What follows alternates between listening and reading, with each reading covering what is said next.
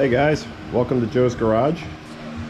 Today we have one of our frequent flyers, always back for a different reason, but this is a 2007 Toro zero-turn tractor, probably with about 4,000 or 5,000 hours on it. I rebuilt the engine in August of last year, and now they're having an oil leak problem along the sump here. This thing's seen a lot of use in its days. It's been run pretty hard for a pretty long time. We're also putting a new muffler on it too, because this muffler, as you can see here, is pretty well cracked. So we're going to check these side cover bolts, and I think part of the problem is that I've seen this happen a couple times, especially in Kawasaki's from this era. The aluminum is just not that strong. I remember when I rebuilt this motor, I had to helicoil one of the cylinder head bolts.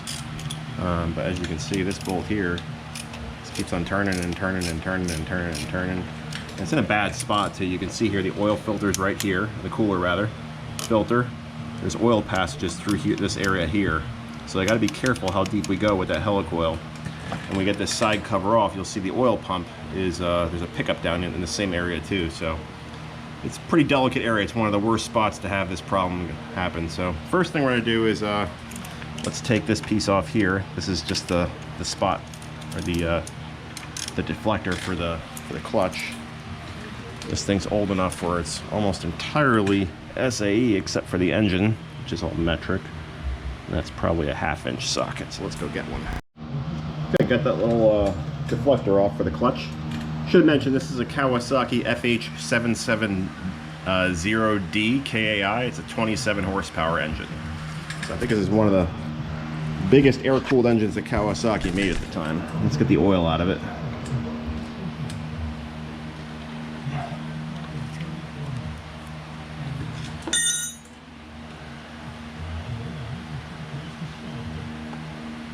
Yummy. That drain for a minute. Then we're going to test all the bolts. Give the motor a little bit of a cleaning before we start taking things apart. I'm going to use a brake cleaner.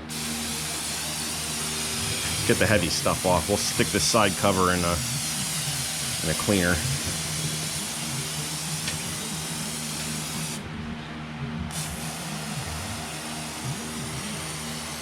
Just don't want to get this thing all nasty and dirty once we open it up. And when I rebuilt this last year, it was in pretty sad shape. I didn't even get all the parts. Another mechanic had tried to rebuild it and failed miserably. It was missing both connecting rods, a piston. I'm sorry, no, one connecting rod, one piston. The camshaft came in a bag, split in two. One of the cylinder heads was trashed, so I believe we put, I think this cylinder head over here is new, or new as of last year. So when I took it apart, like I said, some guy tried to put it back together wrong. Piston rings were in backwards. I mean, it was a train wreck. So you always got to keep engines clean when you open them up. You never want to get dirt in them. They just don't do well when they're dirty. They overheat. That's one of the reasons why it's so important to always clean the cooling fins on air-cooled engines, because if you don't, and those cooling fins get caked up with crud and oil and grass and whatever, then the engine can't cool itself. And bad things start to happen pretty quickly. All right, I'm gonna let that sit for a minute and we're gonna blow dry it. All right, we got everything nice and pretty. I just checked, and the side cover bolt torque is 29 Newton meters, also known as 21.4 foot-pounds. So we're going to go around, we're going to check all those to see which ones can maintain that torque. And hopefully it's just one. If there's multiples, then we'll helicoil multiples and go from there. Sadly, as it turns out, none of these bolts hold the torque that is required or specified by Kawasaki. So we need a lot of helicoils. We need one here, here, here, here, here, here, and there. So there's really only 3 bolts that are holding, which is, I don't know what's going on with these things, but I've seen this happen a couple of times. So we got to disconnect the linkage here, and then we'll buzz the side cover off and see what the heck is going on here. Alright guys, I got all the bolts out. Now we're just going to pry this side cover off. Just like so. You can see the guts of the motor as soon as I have this linkage. Where's my pliers? Let's unhook that bad boy down there. Part of the throttle linkage. That should slide right off. Should be operating. Got that out of the way. What else is holding this on? Nothing interferes. Alright, so we got that. Looks about how I left it last year. Cam spacer. Odd, those threads don't really look tragic. I wonder why they're not holding. Some of these I can tell are going to be a joy. It's odd, they do seem to... I can see threads in there. There's not anything on the bolts even. There's no aluminum guts on the bolts.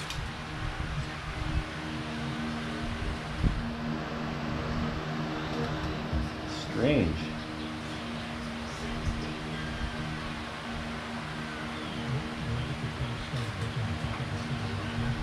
Can't figure it out. Well, I mean, they're definitely trash.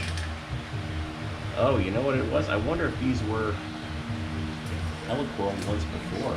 Maybe the inserts are spinning. I mean. So amidst our engine repair, a neighbor told me that one of these guys was just kind of crawling through the neighborhood. Only in Florida. What's up, dude? You're a big boy. Where'd you come from? Where are you going? What do they call these? It's a giant tortoise. Yeah, but there's a name for those, isn't there? I forget what they're called.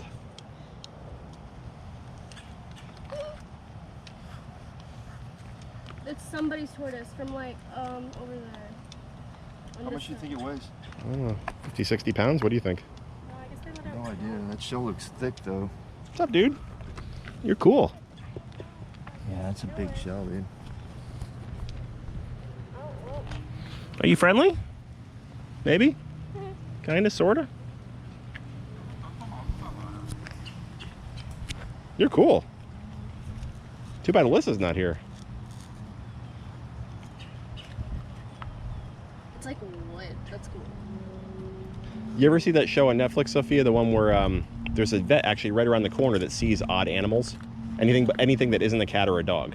Oh, And they have these on there a lot. Oh wow. Well, this is a first.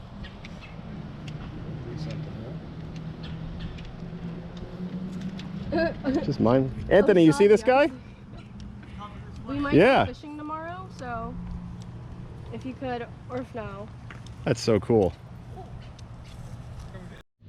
That bad boy ended up being someone's pet. He was probably closer to 100 pounds. And carried him to who I hope is his owner's house. Did my good deed for the day. Now my hands hurt. I'm gonna start wrenching again. Alright, hopefully you guys can see this, but the aluminum threads are just spun out of the block. See them come out like that? And you can check to see and confirm that's aluminum, which I did before. The magnet. So the magnet picks up the pliers just fine. Let's see. Doesn't do a whole lot for the threads. So that's aluminum. Trashed aluminum. Come on.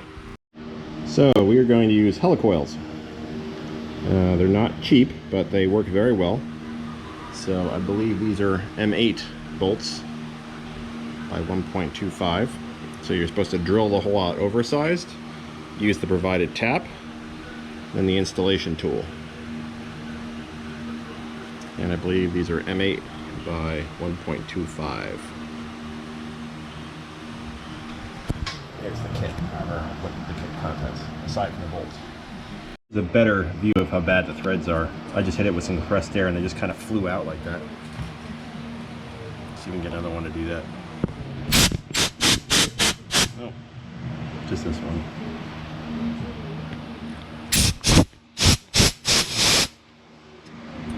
Anyway, so I got the 21/64 drill chucked up on the DeWalt here. Make sure the, yep, 21/64. You really just follow the directions here. So you drill the hole oversized. You put the, where you tap the threads, and you install. Okay, so I got that hole drilled out with the 21/64. Now we're going to tap it using the provided tap right here. So we'll need our tap wrench. It's important that you get these in there straight. I always put a little bit of oil on the tap wrench too, just so it prolongs the life of the tap. And it doesn't have to be fancy oil. Ideally you want to use thread cutting oil, but if you don't have any, you can just use 3-in-1 household oil. It's probably, I'm sure a lot of you guys are cringing, but it's better than going dry. So you turn and you back it off, turn, back it off, turn, back it off, turn, back it off, turn, back it off, turn.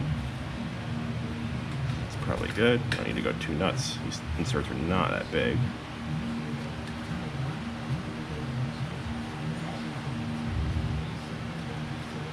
We'll blow the chips out of that hole. So got some threads cut in there. Let's blow it out.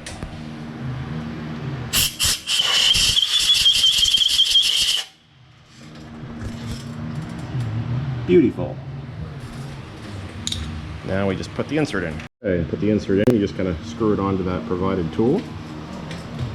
And you just thread it in.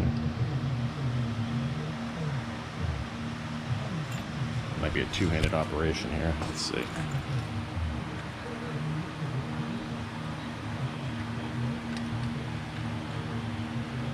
You get the smaller tap wrench. Okay, so loosened up this tap wrench a little bit. Just thread it in like that.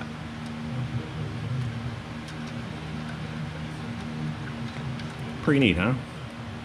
And this is a nice steel thread. This thread will never break, or at least very unlikely that it will.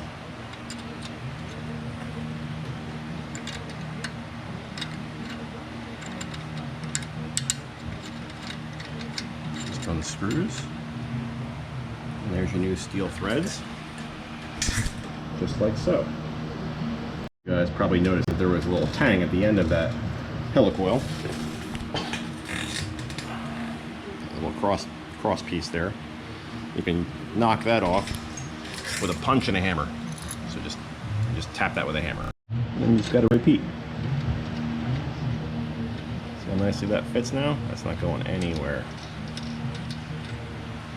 Do that for the remaining strip threads in the block, or whatever it is you're fixing. Got all the bolts helicoiled. Now it's time to start putting things back together. I'm just gonna pretty liberally apply lube. We don't want this thing starting up dry. This lube is just a mixture of engine oil and transmission fluid.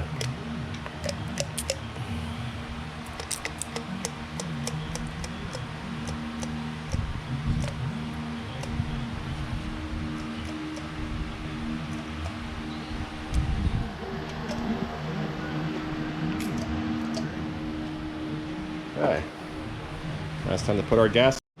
All right, so we got the cover back on. All the bolts are torqued down.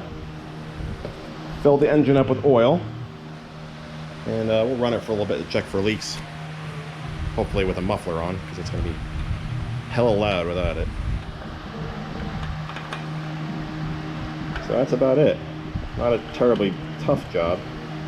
It's unfortunate that this engine needed this work though. That was a lot of bolts, a lot of helicoils. I only have one left. Hopefully that was helpful to you. Subscribe. Open header.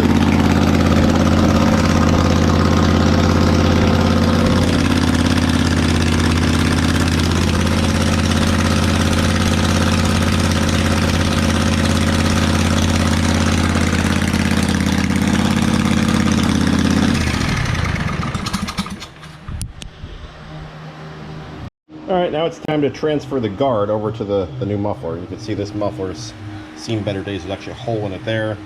There's a big crack right there. So, gotta take off these 2 bolts right here. These are 13 millimeter. Okay, once you get those 2 bolts out, you just kind of wiggle the muffler out and wiggle the new one in. Just like this, and you might have to bend these pieces temporarily just to get things to fit. And Kawasaki is kind enough to give you new bolts and nuts, because these will get kind of nasty. Just tighten those up, just like so. Just like that. And they give you exhaust gaskets as well. Just very thoughtful of them. Got everything back together, got the shiny new muffler on it. Let's start her up and hear her run.